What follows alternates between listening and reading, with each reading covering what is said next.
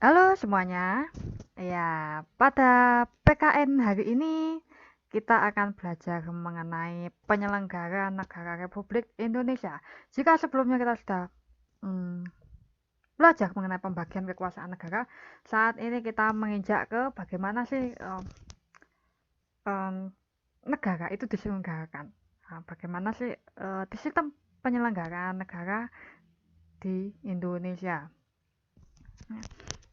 Pada dasarnya, kekuasaan itu bertujuan untuk memudahkan suatu negara dalam menjalankan roda pemerintahan dan kehidupan negaranya. Sehingga setiap lembaga dapat menjalankan tugasnya masing-masing dan tidak saling tumpang tindih satu sama lainnya. Melalui pembagian kekuasaan, penyelenggaraan negara pun akan semakin mudah dilakukan. Ya. Apa sih itu penyelenggaraan negara? Menurut Rumusan Pasal 1 Undang-Undang Nomor 28 Tahun 1999 tentang penyelenggaraan negara yang bersih dan bebas dari korupsi, kolusi, dan nepotisme, penyelenggara negara adalah pejabat negara yang menjalankan fungsi eksekutif, legislatif, atau yudikatif, dan pejabat lain yang fungsi dan tugas pokoknya berkaitan dengan penyelenggaraan negara sesuai dengan ketentuan peraturan perundang-undangan yang berlaku. Nah, dalam arti sempit, penyelenggaraan negara tidak mencakup lembaga-lembaga negara yang tercantum dalam Undang-Undang Dasar 1945. Sedangkan dalam arti luas, penyelenggaraan negara mengacu pada tatanan suprastruktur politik atau lembaga negara dan lembaga pemerintah, maupun pada tatanan infrastruktur politik, organisasi politik, dan organisasi kemasyarakatan. Jadi, penyelenggaraan negara dalam arti sempit itu tadi, ya, merupakan penyelenggaraan negara yang dilakukan oleh lembaga eksekutif yang dipimpin oleh presiden. Bahasa mudahnya seperti itu. Presiden selaku eh, kepala pemerintahan maupun sebagai kepala negara. Next, siapa saja sih penyelenggara negara RI? Menurut pasal 2 Undang-Undang Nomor 28 Tahun 1999 tentang penyelenggaraan negara yang bersih dan bebas dari korupsi, kolusi, dan nepotisme, yaitu meliputi 1. Pejabat negara pada lembaga tertinggi negara. Kedua, pejabat negara pada lembaga tinggi negara.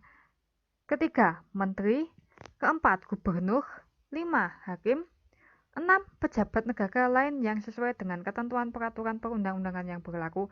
Dan yang terakhir, pejabat lain yang memiliki fungsi strategis dalam kaitannya dengan penyelenggaraan negara sesuai dengan ketentuan peraturan perundang-undangan yang berlaku.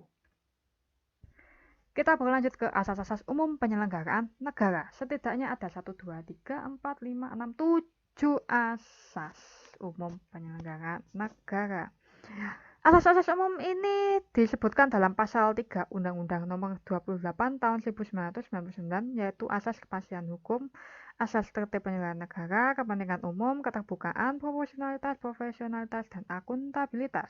Yang pertama, asas kepastian hukum, yaitu asas dalam negara hukum yang mengutamakan landasan peraturan perundang-undangan, kepatuhan, dan keadilan dalam setiap kebijakan penyelenggaraan negara. Yang kedua, asas tertib penyelenggaraan negara, yaitu menjadi landasan keteraturan, keserasian, dan keseimbangan dalam pengabdian penyelenggaraan negara.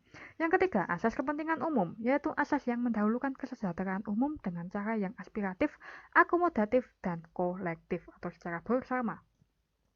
Yang keempat, asas keterbukaan, yaitu asas yang membuka diri terhadap hak dan haknya masyarakat untuk memperoleh informasi yang benar, jujur, dan tidak diskriminatif atau tidak membeda-bedakan tentang penyelenggaraan negara dengan tetap memperhatikan perlindungan atas hak asasi pribadi, golongan, dan rahasia negara. Yang kelima, asas proporsionalitas, yaitu asas yang mengutamakan keseimbangan antara hak dan kewajiban penyelenggara negara. Yang keenam, asas profesionalitas, yaitu asas yang mengutamakan keahlian yang berlandaskan kode etik dan ketentuan peraturan perundang-undangan yang berlaku.